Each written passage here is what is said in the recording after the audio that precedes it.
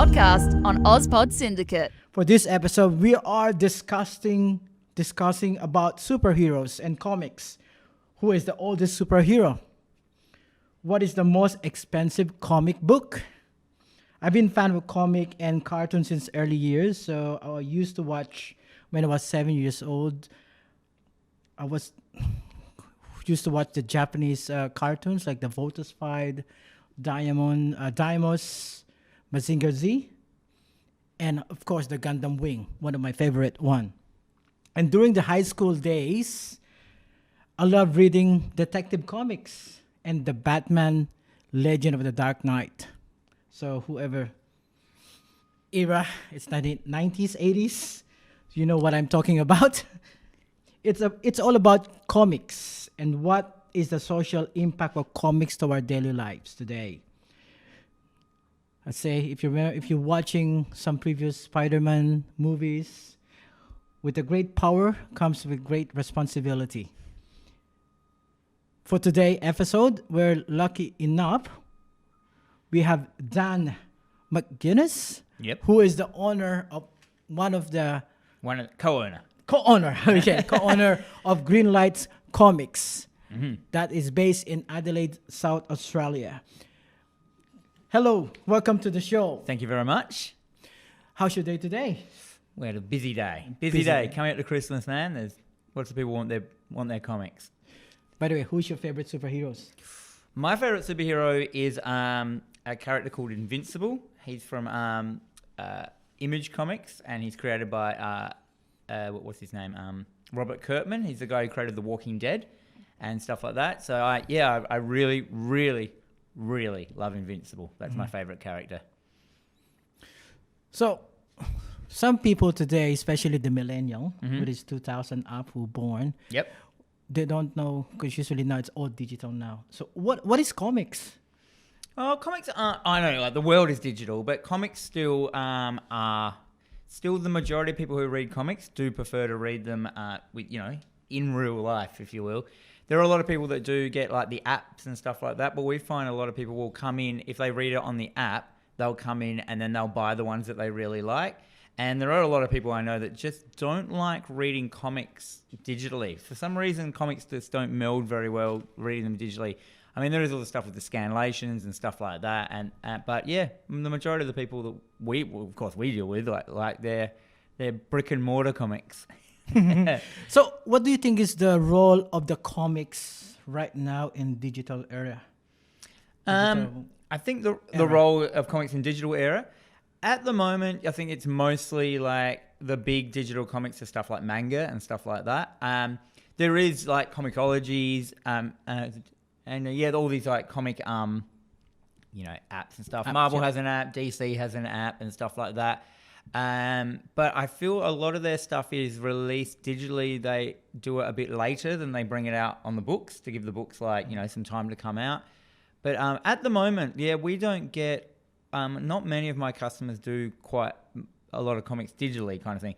But then you get the other side of it, you get stuff like webcomics. So webcomics are super popular, like stuff. And then eventually a webcomic, people will follow the artist, they'll follow the writer, and eventually they become so popular that they just get printed by one of the companies, usually Image or something like that. So you've got that side of it. More the creator-owned up-and-coming stuff is usually digital, but the more traditional like superheroes and bigger companies are always just doing paper print.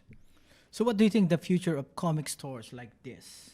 This one? On the era of digital. On social media as well. I think there will always be comic stores, mainly because the publishers who create comics push them so hard, because that's where the majority of their sales come from, is through the sale of books. Even if it's books through, like Amazon and stuff like that, but it's still like people buying the book. So the future of comic shops, I think, will always be there, because the publishers who make the comics really need the comic shops. So they support us a lot. And so I don't think we're going anywhere. The threat of everything going digital has been around for it's almost to the point where it peaked and now it's coming back down. So I think the comic shops are pretty safe. So the digital stuff has been around for 10 years now. So, and the comic shops are all still here. I mean, Adelaide's quite a small city, and we've got 3 comic shops here. So that's pretty good. So do you think reading comics can keep you smarter? Yeah, Some definitely, research says- definitely. Comics, I read books now because of comics. I was a reluctant reader growing up. I didn't like reading. I went through, at any chance growing up, I wanted to get away from reading. I went through all of high school without reading any of the textbooks that we were supposed to read. Just skipped it all. And but then when I discovered comics and graphic novels and stuff like that, I started reading them because I didn't feel like reading. It wasn't as, it wasn't as scary, it's a page of writing. There was still like images and stuff with it as well. And from there, that's how I basically learnt to read better. And then from there, now I read novels. There are lots and lots and lots of schools and libraries now that are using graphic novels for to get kids to read. We sell a massive amount of our sales are to libraries and schools who want to get... basically, they've just realised that reading is reading. You know what I mean? Like, it doesn't matter how you're reading. Those words in the speech bubbles are still proper grammar. They're still words and stuff like that. There's still narration boxes. You still have to use your imagination. It's just another way of telling a story. So comics now from print to digital to movies right now. So why do you think the comic is more, the superheroes is more popular now? They converted to movies. They've done a really... so superhero films weren't that popular around about 15 years ago. They were always around, but they weren't that popular. Then Disney bought Marvel and they created the Marvel Studios.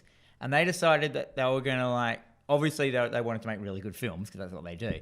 And they did that by sticking really close to the original storylines and content that the original comics were about. Where other times, there've been all superhero movies like a Superman movie or a Spider-Man thing, but they would just change it and do whatever, or executives would come in and, change a lot of stuff. Where Disney gave the writers and the directors a lot of freedom, I think, with their writing, but then they also wanted to keep it quite close to the original content that it was based in. And then all of a sudden, it just became, these movies started getting more and more popular, and more people started to see them. Now to the point, these films, you all know that these films are so popular that usually every summer blockbuster is a superhero film. That means that superhero films are making the most amount of money in the world. I think actually Avengers Infinity War, was that? That has officially now made the most amount of money of any film of any time, and it's a comic book movie. So naturally, comic book sales have increased because of this popularity boost in your superhero movies. Places like us can really feel like the popularity boost of these characters. And so they're different readers though. These are more people that want to read the graphic novels as opposed to the floppy issues. So they're coming in as people who haven't been into comic books before. They're coming in and they're like, I would like to read a Thor story, or I would like to read a Spider-Man story. And they don't want to collect month by month. They just want to grab their comic now, their graphic novel, and go home. And so, yeah, a lot of the graphic novels now and collections are becoming a lot more popular than the issues. Why do you think superheroes are very important in our society? Superheroes are, I do think they are important in society. They do, they lend very good messages to younger people. Always do the right thing, always be honourable, always, protect people that are weaker, and all those kind of moral things that everyone should have in them, and it should be instilled in them from a very young age. So superheroes do that job really well. So that is quite important. On the other hand, though, I think that for the younger readers as well, there's a whole bunch of other stuff out there.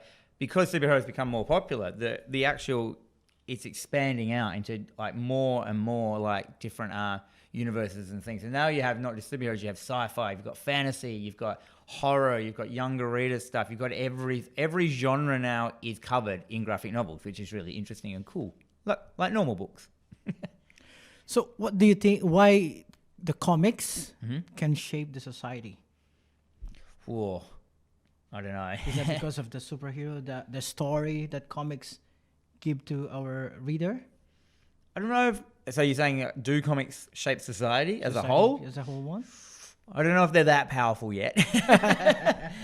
Definitely films, and I know that the Marvel films and the Marvel Studios have definitely shaped a whole new generation of readers, and how people see superheroes. No, superheroes now are no longer, like back in the day, people used to read comics, like you're saying, like your early comics, and so people who read them were always considered, like they might be a nerd, or or they're not cool, or that. Now everyone reads comics, so it's not just like the nerdy kids. Now, like the cool kids, like adults, we have adults come in, mum and dads come in and buy graphic novels. We've got a nana that comes in every week and drops like $100 on graphic novels that she orders in. So they're quite powerful now, as in like they're quite powerful now, as in they are really aimed towards and really appealing to a wider range of people. Yeah, so I remember it used to be in the 90s when I used to need to go online to get like the Death of the Superman. So not all people during that time recommended comic. They say, what's that? Can you learn something on a comic? It's all graphics, but now everyone, it's definitely, you often, I've come across that before as well with dealing with schools. You get some teachers who will be like, if kids are reading comics, their mind isn't stimulated. And I really don't think that's true, because you have your panels, and then you have your gutters in between. And that is where the magic of comics happens. So as your eyes go across one panel to the next, your mind turns on and goes into like turbo mode to create these micro stories of how these two images relate to each other to tell a story. So your mind's doing that in between every single panel. Then you've got your dialogue and your speech bubbles that you're dealing with, and then you've got your sound effects that you're dealing with, and then you've got your graphics. So all that is getting combobulated together to tell a story. There is no way in the world that your mind is super switched on when you're reading comics. You're getting like all your senses to create the story. It's very cool. So what do you think? So because I'm watching if you know the CW channel in the US, they're creating an Infinity Crisis. Yeah, right. Have you heard that the episode that they're making it from the Flash, from the Superman, they're creating a new Infinity Crisis? It's CW stuff like Flash, Arrow, and all stuff like that. Yep, they're gonna do like. So they're gonna do well. They didn't do very well with Flashpoint. That elsewhere, yeah. They could do that. In Infinity Crisis and Crisis on Infinite Earths and all that kind of stuff. Final Crisis, all the crises. Yep. They'll be really hard to do. They could do it, and I they can do it, because I thought that they couldn't create a good superhero movie franchise, and they've done it. The Marvel Universe has knocked it out of the park. DC's still, licking their wounds. But yeah, nah. I don't know how they're gonna go with it. It's gonna be a hard slog. It's not an easy story to tell, because Brandon Roth, the Superman Return, they're gonna be put as a Superman again on that television show as well. Yeah, right. So it's much interesting to he go back as a Superman again. Wonder who Batman's gonna be. It's only, I think Could be anyone. Yeah, it could be anyone. These days, Batman's a dime a dozen. Yeah. Anyone can be Batman. So, what is your main motivation as a co-owner setting up this store, the Greenlight Comic? My vibe, and the vibe that all of us wanted to do, was that we wanted to create a really accessible comic shop, one that wasn't scary, because a lot of comic shops are boys clubs, you know what I mean? And we wanted to make it inviting to everyone. So we went out and thought about it a lot, and we decided to, instead of having our books in publisher, we decided to have them in genre, like a normal bookshop or a video shop. It was actually based on a video shop. So we have our genres of horror, as I said, fantasy and science fiction. So if someone's coming in and they don't know anything about comics, but they know what they like. So I'll say to someone, what do you like? Do you like science fiction and that? And they're like, oh yeah, they've just got a whole section there in alphabetical order of all the good science fiction stuff. Our other model was that we wanted to have more killer and no filler, as in like we really wanted to curate down our collection into just the really good books that are going to last the time and that. And then we will always have a volume 1 in stock. If there are other volumes, we leave it up to the customer. We have to order in, and to do that, we created a really good membership system that we could a digital membership system that locks into all with our distributor and everything like that. So if you order stuff in, it never gets missed and stuff like that, which is always one of the hard things to running a comic shop. And I still reckon we have hardly even missed anything in like the 3 or 4 years that we've been open for anyone, which is really good. Do you know what's an expensive comics? What is the most expensive comic? So you had to go back pretty far with that kind of thing. I think at the moment, Amazing Fantasy #1 is the most expensive comic. And only people like Nicolas Cage and those, crazy superstars have them. It's selling in the millions. Don't quote me on this, but I think the last time I heard it moved was for like $1.2 million or something like that. I think. I might be completely 100% wrong. Not the action one of Superman? Yeah, Action 1. That's the other one. So that's more the DC side. DC side, yeah. yeah. And then Amazing Fantasy is like the first appearance of Spider-Man, I think. Are you Marvel or DC? I'm Image. I love Just Image. on the safe side. Remember Image stuff like back in the 90s? It was like Spawn and that, and then they went away, and then they came back powerful with stuff like Saga and like all these things. And Saga is our highest selling graphic novel in the shop. Easy. It's such a chronically good series, and anyone who can read it, even if you're not into comics, you can read Saga. Oof, so Image, that's a different one from DC and Marvel. Very different. They're all, so their vibe is everything's creator owned. So if you create something for Image, then you own the rights. So if you go, if then a TV company comes to you and goes, we'd like to make a TV show out of it, as the creator, you get all the rights and the money out of it. So you own your IP when you create stuff for Image. Yeah, I was waiting for a long time to. Hopefully, there's gonna be another movie of Spawn, because the first one, is not it's not on the comics. I loved it as a kid, though. I thought it was great fun. I watched it recently, and I'm like, oh my god, this has the worst graphics. Yeah. It looks like a bad cutscene from a video game. Totally I would love a different. good new Spawn film, but it would have to be rated R. Yeah. Like its whole vibe was so gnarly, and that's where Image came in, and they were just creating these real gnarly comics for teenagers, and that was in the huge comic boom as well. There was a gigantic one, which I don't think will ever happen again, where even comic writers and the illustrators were superstars. Robert Liefeld was advertising jeans for Levi's and stuff on television, That's not going to happen again to comic creators. So in Adelaide right now, so what is the community of comics in Adelaide? As in the creators? The creators. There is a huge community of Adelaide comic creators. It's been growing and growing for years. In fact, we've got a whole section dedicated to just local comics, and they're all real good graphic novels, color. Lots of people come from interstate, and they're amazed at how good the Adelaide local comic scene is. They have a whole bunch of there's a whole bunch of events and stuff that they do. I think there's one coming up soon called Xena Warrior Print Fest or something. Zine Warrior Print Fest. Or something. I think that's its name. Yeah, it's a really good community of creators here. There is an event once a month called Comics with Friends and Strangers, held I think it's a Box Factory still, and that I think 40 creators go to that every month to do drawings, and there's talks and stuff like that. It's run by Georgina Chatterton, one of my employees, and she is also a local comic creator and stuff like that. But the scene is really good. It's really impressive, and a lot of good talent coming out.